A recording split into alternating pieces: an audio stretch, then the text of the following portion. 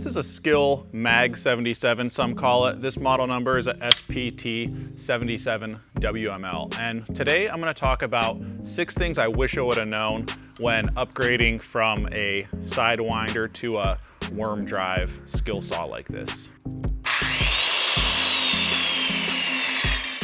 One thing that didn't occur to me, but is pretty obvious in retrospect, is that the blade on these worm drive saws spins clockwise because it's on the left side of the saw, where the blade on these sidewinders spins counterclockwise. And really it's not that big of a deal, but the one thing you have to keep in mind is that when you replace your blade, you're gonna have to turn the little locking screw off normal style with a sidewinder, so lefty loosey, righty tighty, versus on the worm drive saw, it's gonna be a left-hand thread. So if you're not aware of that, it might kind of hang you up for a little bit. One thing though that is super awesome about this worm drive saw though, is it actually has a lock for the blade. So you don't have to do the thing where you kind of jam it into a piece of wood to swap a blade out.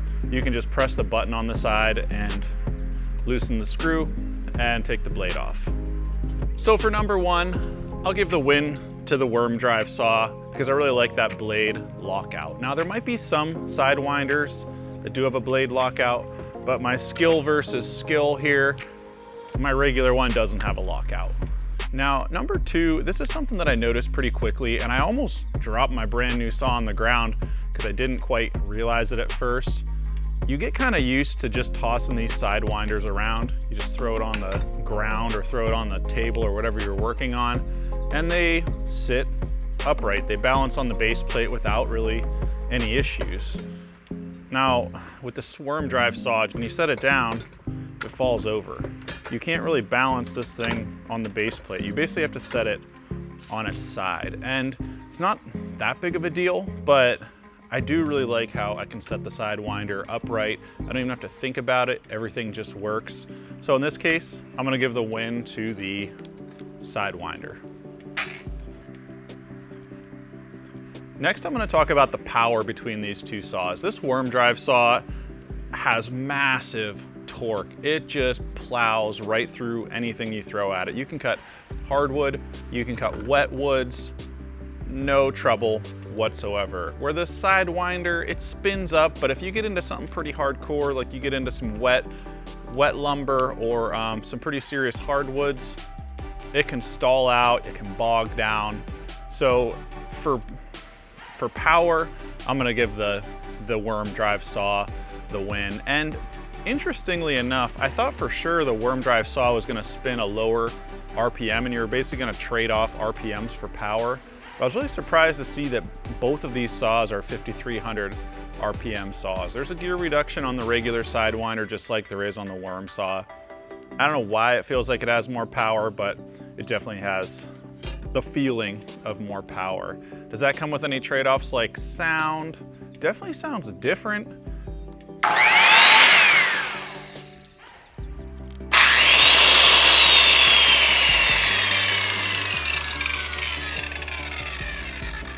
And interestingly, I would have thought, it seems like there's a lot more rotating mass with the worm saw.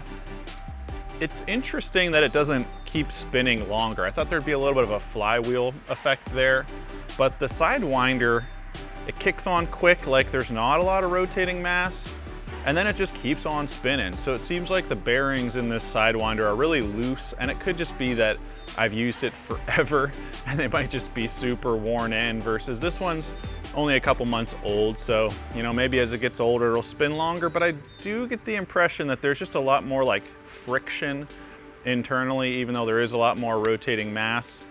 But for whatever reason, you plow that thing into wood, you don't even know it hit. It just goes through like a bulldozer.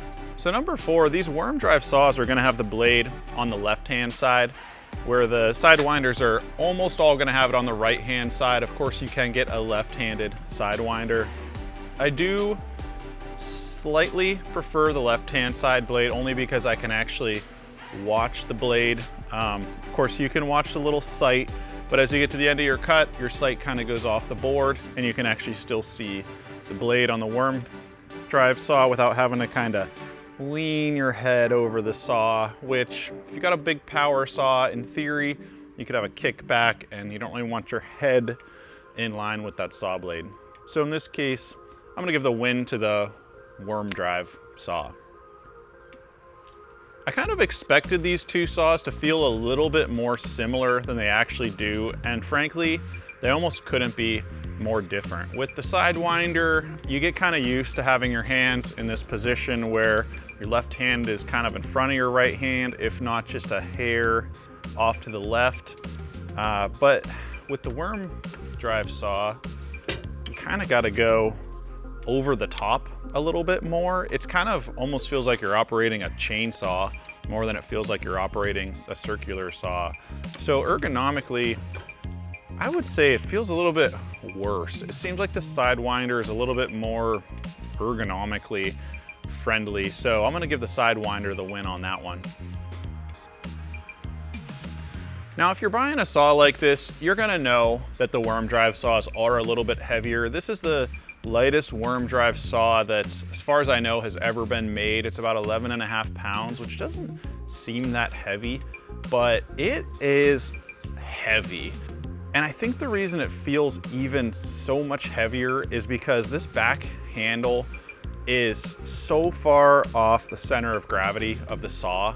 So the saw weight is just acting like this big lever against your arm.